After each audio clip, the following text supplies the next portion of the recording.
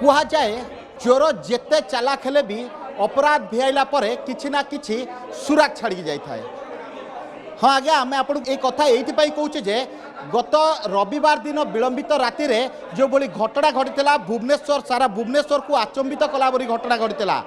किछि चोर मैत्री विहार अंचल एक अपार्टमेंट रे पशिथिले अपार्टमेंट रे लूट पाई पशिथिले किंतु सेठारे जेतेबेले जड़े महिला को एकाकी पाइथिले तांको दुष्कर्म करथिले। आगे ए घटना जेतेबेले सामना को आसीथिला सारा राजधानी रे चहल सृष्टि करथिला। मु आपनको वर्तमान से घटना रे जेतेबेले मैत्री विहार थाना रे जेतेबेले अभियोग होइतिला मैत्री विहार थाना पुलिस एबे 3 जन को गिरफ्त करिछि। तेबे मु आपनको सीधा सड़क दृश्य देखाउछि। ये होचंती सेही 3 अभियुक्त जे 3 अभियुक्त वर्तमान पुलिस कब्जा पहुंची एवं जितेबाला पुलिस एमानकु गिरफ्त करिछि एमानक ठारू जो लुट्रे व्यवहृत होइतिबा एवं जो महिला को धमक दे दुष्कर्म करितिबा छुरी जबत करा जाइछि। तबे ये 3 जन वर्तमान जाकि प्राथमिक तदंत जाकि सूचना मिली ये 3 जन होचंती ईशानेश्वरी बस्तीर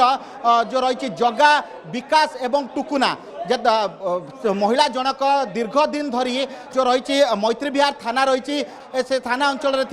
एक अपार्टमेंट रे किछि दिन धरी सेठारे रहुतिले एवं एमाने से महिला को टार्गेट करथिले महिला गतिविधि को नजर करथिले एवं परवर्ती स्थिति रे जेतेबेले महिला घरे एकाकी थिले सेतेबेले से माने बालकनी देई से घर भीतर को प्रवेश करथिले एवं परवर्ती स्थिति रे महिला को बेकरे सुरी लगाई लूट करबा को उद्यम करथिले। जेतेबेले महिला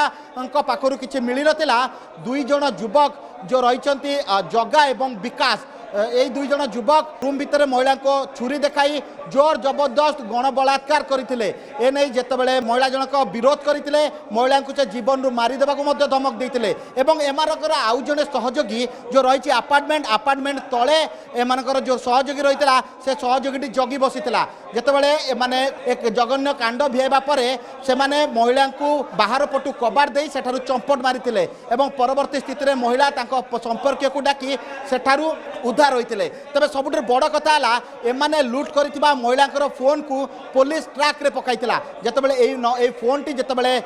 खोला जाइतिला सेतेबेले पुलिस ए ट्रैक को पीछा करी ए अभियुक्त 3 जन को पाखरे पहुंचीतिला जेतेबेले एमान को पुलिस आनितिला थाना को पचराउचरा कर जाइतिला सेतेबेले माने घटना घटिथिबा संपर्क रे सविशेष तथ्य पुलिस को देइतिले एवं सबुठ बड़ कथा है ए जगह एवं विकास ना रे भुवनेश्वर एवं यार आखपाख जो थाना रही विभिन्न थाना रे एक रु एकाधिक मामला रुजु रही। तेबे मु आपनको पुणी थरे देखाइबा चाहूँगी होउचंती सेही 3 अभियुक्त जे कि भुवनेश्वर रे जो घटना घटी जो लज्जाजनक घटना घटी से लज्जाजनक घटना रे 3 जन अभियुक्त होउचंती मुख्य कार्पटेदार। तेबे सबुठ बड़ कथा है जितेबाला एने अभियोग होता अभियोग को किसी समय न पुरुणु वर्तमान कमिशनरेट पुलिस हाथ में 3 अभियुक्त तेबे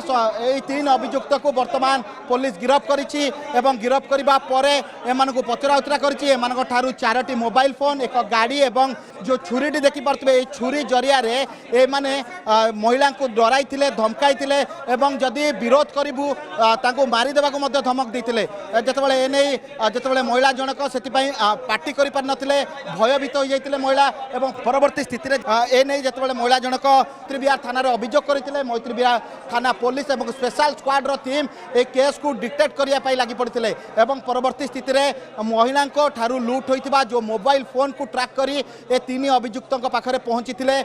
जो पुलिस। तेबे परवर्ती स्थिति रे ए 3 जन को वर्तमान गिरफ्त करा जाइछि। केवल ए 3 जन ए घटना संपृक्त थिले ना अन्य के माने अछंती तार तदंत चलीछि ए तदंत परे ही प्रकृत सत्यासत्य सामना को आसीबो। भुवनेश्वर कैमरा पर्सन रतिकांत सरोज कुमार राउत को रिपोर्ट रिपोर्टर्स टुडे।